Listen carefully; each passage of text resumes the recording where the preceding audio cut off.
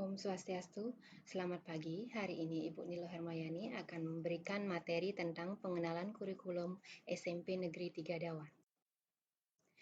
Yang pertama kita lihat dulu pengertian dari kurikulum. Kurikulum adalah seperangkat rencana dan pengaturan yang mengenai tujuan, isi, bahan pelajaran, serta cara yang digunakan sebagai pedoman menyelenggarakan kegiatan pembelajaran untuk mencapai tujuan pendidikan tertentu. Tujuannya ini adalah untuk mencapai keseluruhan kompetensi, di mana isi dan bahannya itu adalah berupa materi yang akan dipelajari, kemudian caranya adalah proses pembelajarannya, kemudian pengaturannya adalah bagaimana penilaiannya. Kurikulum di SMP Negeri 3 Dawan untuk masa pandemi ini menggunakan kurikulum darurat. Berikutnya adalah visi dari SMP Negeri 3 Dawan. Visinya adalah menjadikan warga sekolah beriman, terdidik, dan berbudaya dengan indikator dari visinya adalah yang pertama, terwujudnya perilaku warga sekolah sesuai dengan konsep Trihita Karana. Yang kedua, tercapainya perilaku warga sekolah yang sopan santun sesuai dengan karakter bangsa. Yang ketiga, terwujudnya prestasi bidang akademis dan non-akademis. Dan yang keempat adalah terwujudnya wawasan yang berorientasi pada keterampilan hidup atau life skill yang berinovasi sesuai dengan perkembangan iptek. Dari indikator visi ini akan diterjemahkan menjadi misi SMP Negeri 3 Dawan. Yang pertama, meningkatkan warga sekolah yang berkarakter sesuai dengan budaya Indonesia yang adil. Yang kedua, melaksanakan pembelajaran dan pembimbingan secara efektif dan bermutu sehingga setiap siswa berkembang optimal sesuai dengan potensinya. Yang ketiga, meningkatkan motivasi belajar. Yang keempat adalah mengupayakan terpenuhnya jumlah dan standar kualifikasi tenaga pendidik maupun kependidikan. Yang kelima adalah mengupayakan adanya sarana dan prasarana yang baik. Yang keenam adalah mengupayakan adanya pendanaan dan pengelolaan pembiayaan yang efisien, efektif, transparan, dan akuntabel. Yang ketujuh adalah menerapkan manajemen yang partisipatif melibatkan seluruh warga sekolah dan stakeholder. Dan yang kedelapan adalah meningkatkan program literasi warga sekolah. Yang kesembilan, meningkatkan budaya berseminya, bersih, sehat, rindang, nyaman, dan kondusif. Adapun struktur kurikulum SMP Negeri 3 Dawan adalah di sini akan ada 11 mata pelajaran yang terbagi menjadi dua kelompok, yaitu kelompok A dan kelompok B. Masing-masing di kelompok A, pendidikan agama dan budi pekerti 3 jam, pendidikan Pancasila dan kewarganegaraan 3 jam, bahasa Indonesia 6 jam, matematika 5 jam, ilmu pengetahuan alam 5 jam, ilmu pengetahuan sosial 4 jam, bahasa Inggris 4 jam.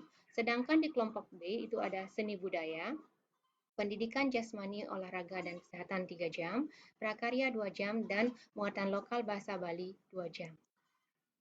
Adapun kegiatan bimbingan yang dilaksanakan ada dua, yaitu bimbingan konseling atau BK, dan yang kedua adalah bimbingan TIK yang ini berkaitan dengan pembelajaran komputer. Kemudian untuk pengembangan diri dan ekstranya ada nanti ekstra wajib berupa pramuka, kemudian ada ekstra non-akademis dan akademis. Ekstra akademisnya itu berupa klub mata pelajaran, sedangkan ekstra non-akademisnya berupa PMR, UKS, olahraga, dan seni. Adapun jumlah alokasi waktu seminggu untuk keseluruhan mata pelajaran yaitu sebanyak 40 jam. Penumbuhan budi pekerti yang dilaksanakan di sini adalah yang pertama, penguatan pendidikan karakter yang bertujuan untuk memperkuat karakter peserta didik melalui olah hati, olah rasa, olah pikir, dan olahraga yang melibatkan semua warga sekolah, keluarga, dan masyarakat. Yang kedua yaitu adalah gerakan literasi sekolah. Di sini adalah penambahan minat baca dan minat menulis dari semua peserta didik. Kemudian yang ketiga adalah literasi numerasi. Ini adalah berkaitan dengan kemampuan siswa atau peserta didik dalam mengaplikasikan konsep bilangan dan operasi hitung dalam kehidupan sehari-hari. Yang keempat itu adalah kompetensi abad 21 yang terdiri dari kemampuan untuk berpikir kritis dan pemecahan masalah, kecakapan dalam berkomunikasi, kemudian yang ketiga adalah kreativitas dan inovasi, yang keempat adalah berkolaborasi.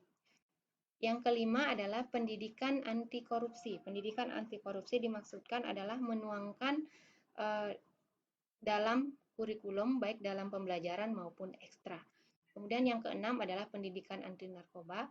Ini akan mempelajari tentang bagaimana narkoba itu dan bagaimana bahayanya sehingga kita terhindar dari narkoba. Ini juga akan diselenggarakan pada mata pelajaran maupun pada ekstrakurikuler.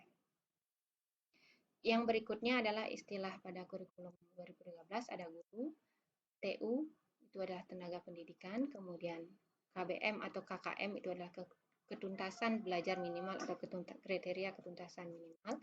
Kemudian ada PH penilaian harian, ada penilaian tengah semester, ada penilaian akhir semester, dan penilaian akhir tahun ini sebelum kenaikan kelas. Berikutnya KKM atau KBM dan kategorinya. KKM yang di sekolah SMP Negeri 3 Dawan menggunakan KKM sekolah 71 walaupun masing-masing KKM mata pelajarannya berbeda. Kemudian kriterianya adalah jika kurang dari 71 itu sama dengan tidak tuntas. Jika nilainya 71 sampai 80 C tuntas dengan nilai cukup. Kemudian 81 sampai 90 B tuntas dengan nilai baik dan 91 sampai 100 itu A tuntas dengan nilai sangat baik. Bagi yang tidak tuntas itu akan diberikan wajib mengikuti remedial atau pembelajaran ulang. Kemudian yang tuntas itu wajib juga mengikuti pengayaan.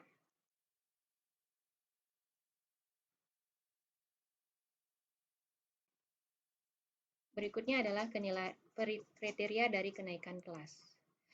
Peserta didik dinyatakan naik kelas apabila memenuhi persyaratan sebagai berikut: menyelesaikan seluruh program pembelajaran selama 2 semester, memiliki nilai sikap minimal baik, kemudian memiliki predikat ekstrakurikuler minimal baik, tidak memiliki lebih 2 mata pelajaran yang di bawah KKM, dan kehadiran minimal 85%.